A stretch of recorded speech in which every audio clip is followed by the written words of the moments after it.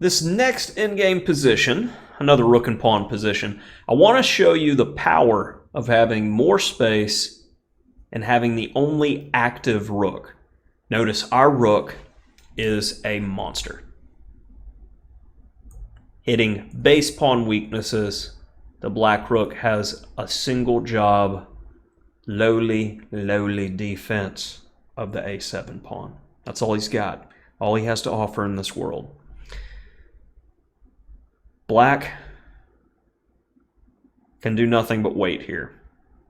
So how are we going to improve our position? Well, first, I'm going to sit down on the b7 square. Can black push the pawn? No. Can black move the rook? No. Black can move the king back and forth. So since everything else is frozen, in an ideal world, if we had forever, our king, he's going to walk up, I'm going to move the rook, grab that pawn, get out of the way, push the pawn and queen, long before black is ever able to get his pawn queening. So we should see the whole plan start to finish. Base pawns, you break those, you break the chain.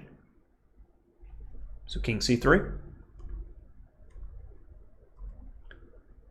And now, calculate to see if your plan's still good. Black has the idea that he's coming up to d4 and he's going to win your base pawn. But our pawn is prettier and faster than yours on a6. So we are happy to give it to you. And he decides to go for the g pawn because you'll have two connected passers. Oh, really, do we have a way to stop him from taking the g pawn? No. So you got to be in it to win it at this point. King c6. Get the rook out of the way. Now if we push, we're still going to have to move the king again. I do like taking the pawn. I feel it's more accurate. Our rook still has the ability to stop this one. Now a bit of calculation to finish it off. What is the most accurate way to play for white here? All right, hopefully you found. Check.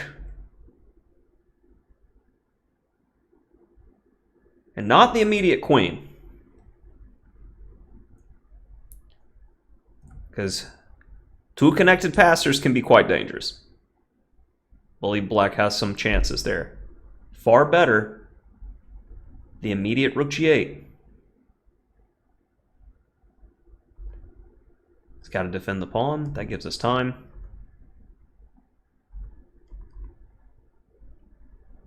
It's a girl. Nothing he can do about it. Also, this one's falling. So hopefully this quick example showed the hog on the 7th. When you have a rook on the 7th, I mean, they say they're like hogs because hogs can eat everything. And all the pawns start on the 2nd or 7th rank. That's the power of a rook on the 7th. Complete domination of the position. So keep that in mind why your rooks want to go there in your future games.